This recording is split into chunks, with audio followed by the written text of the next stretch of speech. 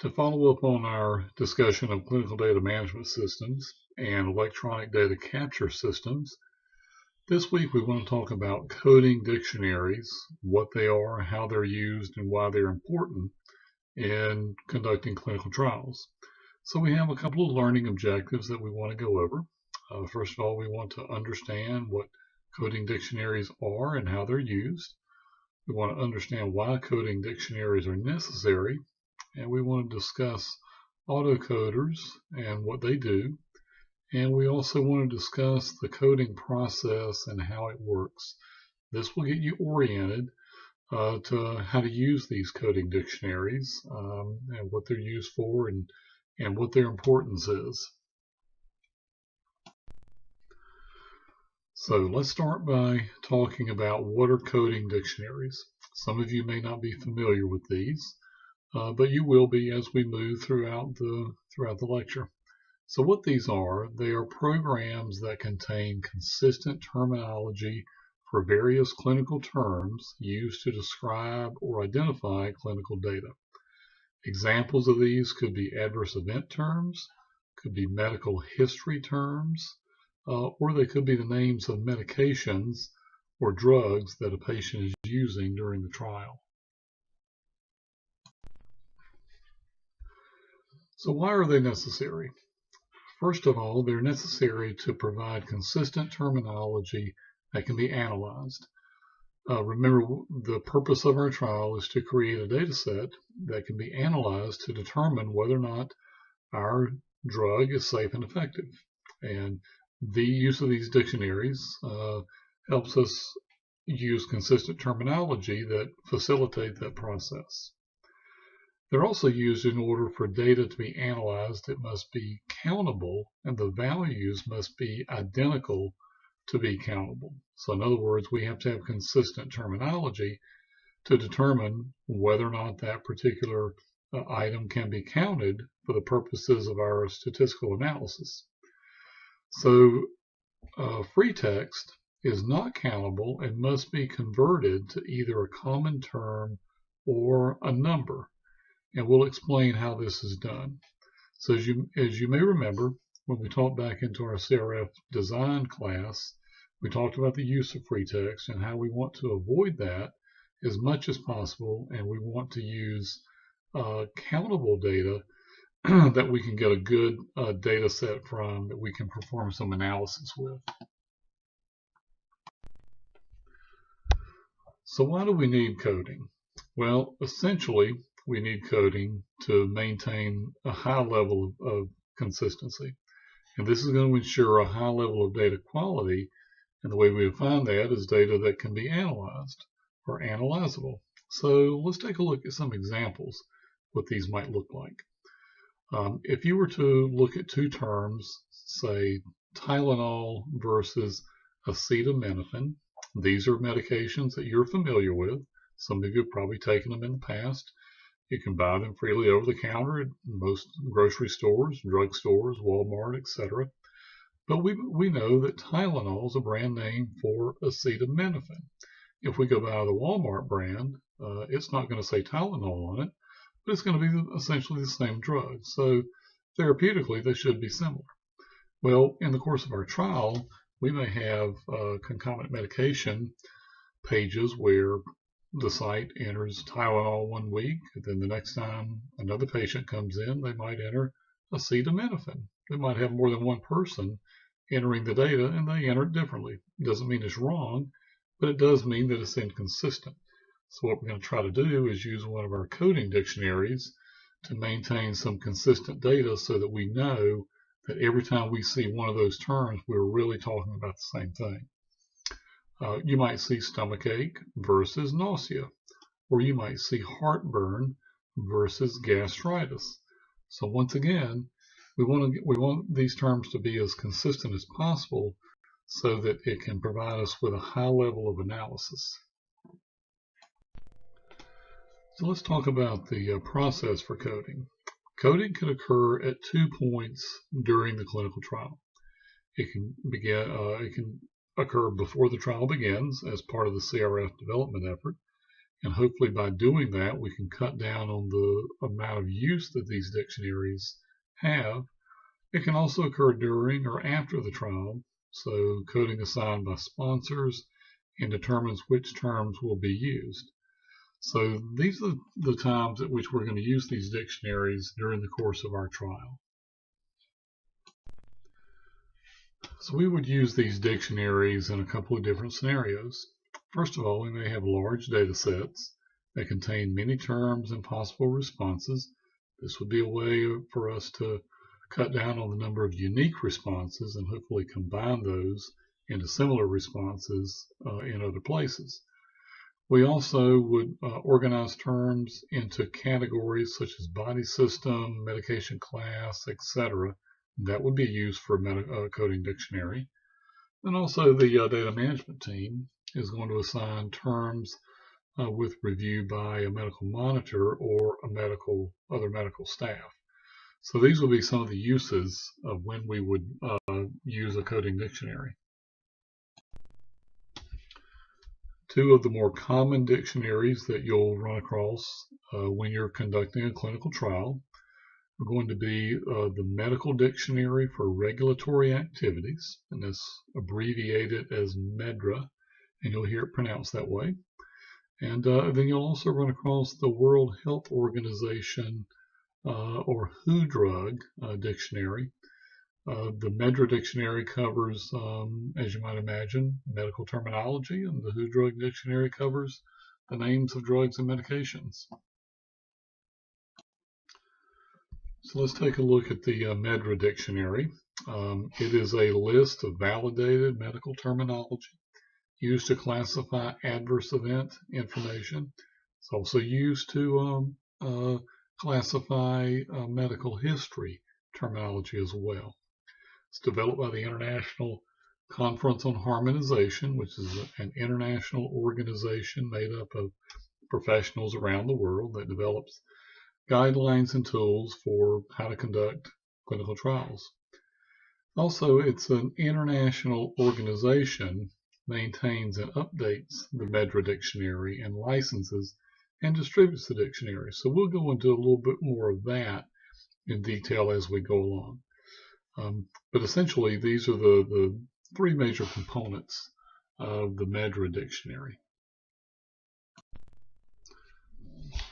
So in addition, although not a regulatory requirement, most major regulatory agencies recommend using the MEDRA dictionary. Some of these around the world include the U.S. Food and Drug Administration, or the FDA, the European Medicines Agency, also regulatory agencies in Japan and Canada. The FDA requires MEDRA for all post-marketing safety reports. We'll get into those a little bit as we go along. EMA, or the European Medicines Agency, requires the MEDRA dictionary for serious adverse event reports. And we'll get into those as we go along as well. The WHO Drug Dictionary is created by the World Health Organization Program for International Drug Monitoring. It's going to be used to identify medical product information, mostly drugs, but it can also include other medicinal products in addition to drugs.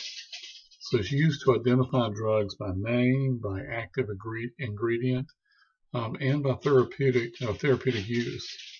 So, and it also includes trade and generic names. So most of the common drugs that we'll see in use around the world are going to be contained in that World Health Organization Drug Dictionary.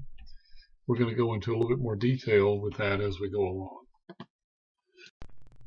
So what we want to talk about next are going to be the uses of auto-coding systems. And what these do, these are computer programs that code data into our database. And they work very similar to the way you would use, say, a dictionary in, say, Microsoft Word or a spell checker. So what happens is you've got CRF entries that are entered by the site, and then they're compared to the preferred entry that's in the dictionary, whether it's for a drug or for a medical diagnosis.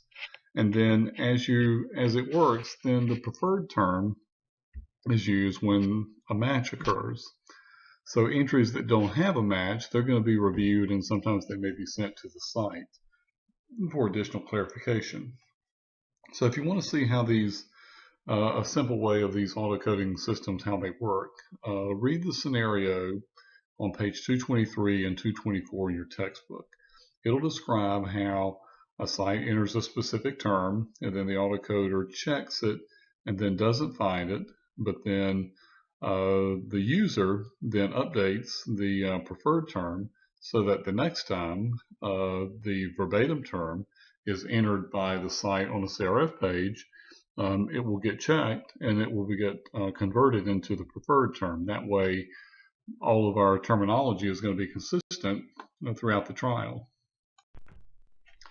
So let's take a look at the scope of the Medra dictionary to have a little better understanding of what it looks like. If you look at the scenario that you see online here, the items that you see inside the circle are the things that are part of the dictionary. So you've got diseases, diagnoses, you've got other medication errors, therapeutic indications, symptoms. Those would be things that a site might enter for a medical diagnosis on a CRF page. Everything that's outside is really not part of the dictionary. So it's not a drug dictionary. It doesn't have demographic terms. It's not a term. It's not a dictionary of clinical trial study design terms, those kinds of things. So we're really after the medical diagnoses and the associated symptoms and other terminology that's associated with those. So let's take a look at the structure of the Medra dictionary. At the very top level, you have your system organ class, or SOC, S-O-C, and there are 26 of these. We'll go into them in a little more detail here in just a moment. And then as we progress down the chain here, we just see where we're progressively getting more and more pieces of terminology. So we'll progress to a high-level group term, a high-level term, and then a preferred term, and then finally down to the lowest level term. And as you can see in our dictionary, the lowest level term is populated by greater than 70,000 different terms. So as you can see, it's a pretty expansive dictionary. So to further explain that hierarchy, let's take a look at each of the terms.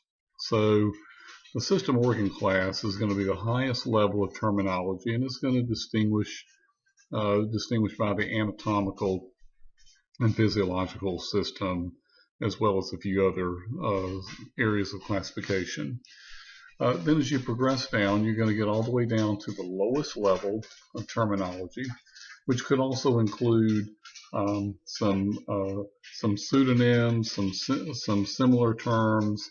But at each progression along the way, we're going to add a little more detail to it. So what we are hoping to do with our dictionary is get down to the preferred term, which is what we want to use in our clinical trial to identify those medical diagnoses that the patient is going to experience during the course of the trial. So here's a listing of the 26 system organ classes. As you can see, they cover each of the systems that we have throughout the body: cardiac disorders, eye disorders. I'm just going down the list here, all the way down to vascular disorders. These are in alphabetical order, by the way, but these will be the highest level systems that we'll start with, and then we'll progressively get into more detail as we move along. This graphic shows an example of what this would look like. We're starting out with our system organization class of cardiac disorders, and then we're moving from there to our high level terminology, which is going to be the cardiac arrhythmias. And then we move into even more further classification, which in our case would be rate and rhythm disorders. And then finally to our preferred term, which is arrhythmia. And as you can see, we have several lowest level terms that we see here, such as arrhythmia, dysrhythmia. There are a few others as well. So all of these are going to be, if a site were to enter those terms into a CRF page, we would further convert them using the dictionary to the preferred term of arrhythmia. During the course of our trial, we may encounter some non-current terms. These are just terms that we probably do not want to use. Non-current terms are flagged at the lowest level terminology within the dictionary. As I said before, they're not recommended for use. And then these are going to be terms that are either vague or ambiguous. They might be misspelled for some reason. They might be truncated. They could be an abbreviation, for example. But we want to stay away from these non-current terms as much as we can.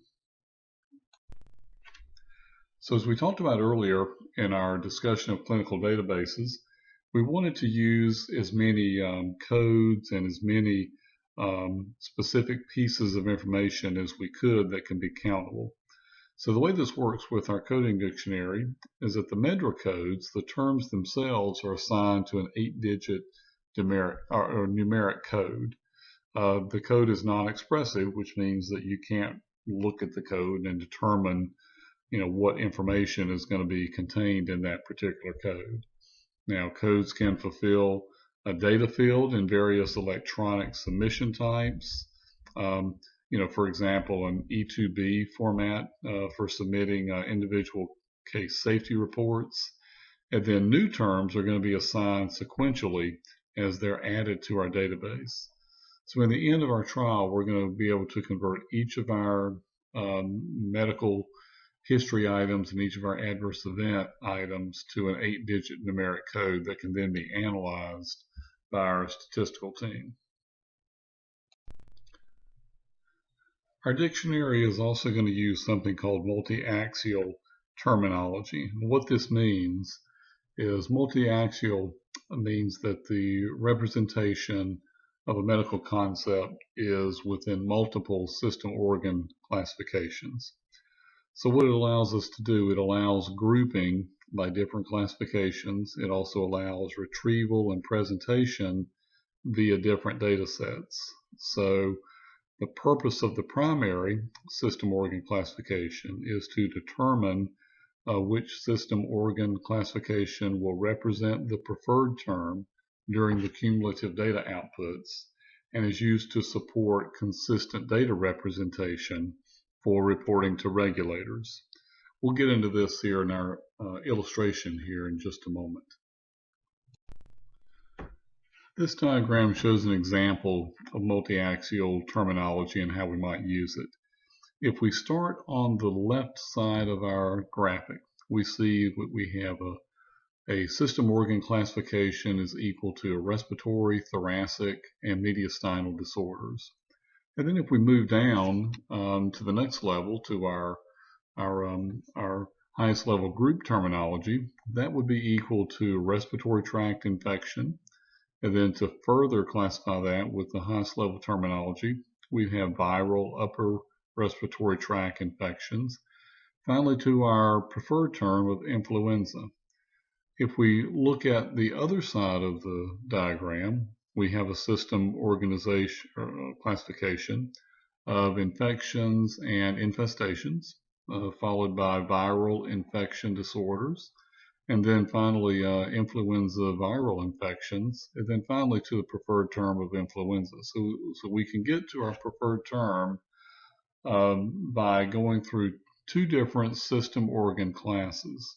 So this would be an example of how the preferred term influenza would actually apply to two different system organ classes. There are going to be some preferred terms that only appear in one system order class. And we'll see these in the system organ classes of investigations, surgical and medical procedures, and social circumstances. So these are not considered multi-axial. And if you go back to the earlier slide where we illustrated all 26 of the system organ classes, you'll see that the names that are highlighted in blue are examples of these preferred terms that only appear in these in particular system organ classes. So going back to our example of arrhythmias, this is what the folder tree might look like on the Medra dictionary. So we had cardiac disorders followed by cardiac arrhythmias, rate and rhythm disorders, and then finally to the preferred term of arrhythmia. And then as you can see there in our diagram, we've got a number of different, I guess, common terms, lowest level terms that could be associated with the preferred term of arrhythmia. So you can see them there. Dysrhythmia is one, arrhythmia, cardiac arrhythmia. There could be a multitude of those, but eventually we want to get to the preferred term, which in this case is the preferred term of arrhythmia. So in this example, we see a couple of lowest level terms that can be very different depending on how they're spelled. So if we look here, what we're after, we want to get to the lowest level term, and then from there identify what the preferred term is. So the way we do that is by determining what most accurately reflects the reported verbatim information that we receive from the site. So in our example, we have a couple of instances where a single letter can sometimes change that, can sometimes have an effect on that. So if we look at our example, we have a reported medical condition of lip sore. And if we look at over in the second column of our table, the lowest level term that's selected is going to be lip sore, and our preferred term is going to be lip pain. So if we look at the one below that, it says lip sores, so implying there's more than one. So if we look at the next column over, sores on the lip, a preferred term is cheilitis. So we can see where some of these terms are going to change depending on how the verbatim is reported by the site. So what we want to do is get to the lowest level term and then associate that with whatever the preferred term is that's in our dictionary. So in some cases, our medical staff is going to have to use certain medical judgment in order to identify what the lowest level term is. And so in our example here, we have a reported term of brittle hair. And then we have a lowest level term selected equal to hair breakage. So in the comment section, we see that there's no Medra term for brittle hair, and the lowest level term, hair breakage, more accurately reflects the reported concept than the less specific lowest level term of hair disorder. So this could be an example of how we might have to use our judgment to associate the right term for that medical verbatim. So next we're going to talk about the World Health Organization's Drug Dictionary. So the World Health Organization Drug Dictionary is administered and licensed by the World Health Organization's Uppsala Monitoring Center. So the UMC collaborates with regulators and researchers and professionals around the world, and what it does, it comes up with a dictionary that accurately defines drugs and medications from around the world so that it could be consistent for the use in conducting clinical trials and also in regulating the use of drugs within clinical trials. So the Uppsala Monitoring Center creates the World Health Organization Drug Dictionaries, and these optimize the global coding, analysis, and reporting of medical product information from clinical trials and drug safety. What it does, it allows users to apply the same drug coding principles across multiple applications. For example, multiple protocols, programs, or clinical programs, and it maintains a dictionary so that we have consistent use of these names all around the world. So the drug dictionary's purpose is to classify medications that may have multiple names into one consistent name. So as you can imagine, this is going to aid in the coding of medications that are listed on concomitant medication pages in case report forms in clinical trials. So an example of this might be, we see the term Tylenol, we see the term acetaminophen, we see paracetamol contain the same active ingredient. So the World Health Organization Drug Dictionary classifies these as paracetamol. So that we were using the same name for each of these medications throughout the course of our trial. So what are these dictionaries and how are they used? Well, they're used by pharmaceutical companies, clinical research organizations, regulatory agencies to code and analyze medical products that are used in clinical data or case report forms or post-marketing surveillance efforts. Then they're used to take the case report form data or the verbatim that's entered by the site, and then they're going to code it based on the data supplied, such as the trade name or the substance. And then once we do that, then we're going to find the verbatim names and translate them into code, and that's going to be entered into the clinical data set. So the formatting is going to be formatted to allow analysis of coded data. This allows drug companies and regulators to identify substances that may interact with investigative products or the product that we're studying in our clinical trial, the product that's not yet approved. And then it also allows for the retrieval of all information that's related to a specific drug in a data set. So the different types of dictionaries include the World Health Organization Drug Dictionary Enhanced. We also have the basic drug dictionary, the Herbal Dictionary, and then we can also have combined dictionaries. We'll go over those in just a moment. So let's look at the World Health Organization Drug Dictionary Enhanced. It contains the most comprehensive data on drugs and medications from around the world. It includes the basic World Health Organization Drug Dictionary plus additional entries from IMS Health. IMS Health is an organization that collects drug utilization data from around the world. It integrates and formats the IMS supplied data into the same coding structure that's used in the World Health Organization Drug Dictionary.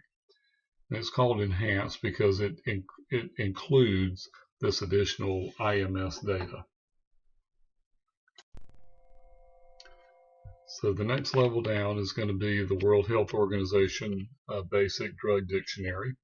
So it contains the original drug dictionary. It's also available to users on a paid subscription basis, but it does not include any of the IMS supplied data that we talked about in the earlier slide. It's also going to be coded with the Anatomical Therapeutic Chemical Classification, or ATC. We'll see how that works in just a moment. Then we also have the World Health Organization Herbal Dictionary. So it represents drugs of a natural origin or herbs, provides better coding for herbal information. It also increases the understanding of the interaction between herbal products and other medicinal products. This is very useful when we conduct a fairly comprehensive clinical trial in understanding how those different medications interact. It's going to be coded with the Herbal Anatomical Therapeutic Chemical Classification, otherwise known as HATC. So then we come to our combined dictionaries, and our combined dictionaries occur when more than one dictionary is distributed at the same time. In other words, it's not just a standalone dictionary. It's distributed in the same format to facilitate the loading of those terms into our database. And then it also contains the highest possible coverage of drug names that are likely to appear in our verbatim data that we receive from the sites on our CRF pages. So as far as the dictionary content, the types of products that are going to be listed in both the drug dictionary and the Drug Dictionary Enhanced are going to be medicinal product information, herbal remedies, vaccines, dietary supplements, radiopharmaceutical products, also blood products, and also diagnostic agents. So any of these medications or drugs could appear in our dictionary. So the World Health Organization Herbal Dictionary contains only products that have only an active ingredient of natural origin. So it's going to be only the only product type is going to be herbal remedies that you may be familiar with. So the dictionaries include two basic formats. We call them B and C. So B formats translate the drug name based on active ingredients, the drug codes, the ATC codes, etc. And then C formats include information about the drugs marketed in different countries and information about the pharmaceutical company itself. These are coded as the medicinal product ID. So we're going to talk about the medicinal product ID components. So the medicinal product ID is unique for each entry in the C format, and it identifies the unique combination of the following items. We're going to have the medicinal product name. Also, we'll have a name specifier. And then we'll have a drug code, which is going to be the drug record number plus sequence 1 and plus sequence 2. We'll have the market authorization holder, which is going to be the name of the pharmaceutical company. We'll have the country that it's authorized to be administered in. We'll have the pharmaceutical form, which will be sequence 3. Then we'll have the strength available, which will be sequence 4. So it's important to understand no two entries can be alike. So if one of the 7 of these items is different, it's a new entry. Our upcoming example will illustrate this. So this table shows an example of a C format with the medical products ID in the first column, and then I'll also include the marketing authorization holder and the country that it's authorized for marketing use in. So if you look down at the bottom, in this example, several of the entries are available for the drug Bezalip. The entry in the medical product ID column in the first line is 067763. You can see that on line 1. It only shows the information about the name and the active ingredient through the drug code. So the other 3 entries that are below there contain additional information. So as you can see, you see where in the MAH column, the marketing authorization holder, you can see Hoffman LaRoche has been added there. You can also see in the country column where Canada has been added. And then you can see where in sequence 3 and 4, the labeling of coated tablets within 400 milligrams is added in the final sequence there on that last row. So as you can see, each of those lines has a unique medical product ID. So that identifies the differences in each of the 3.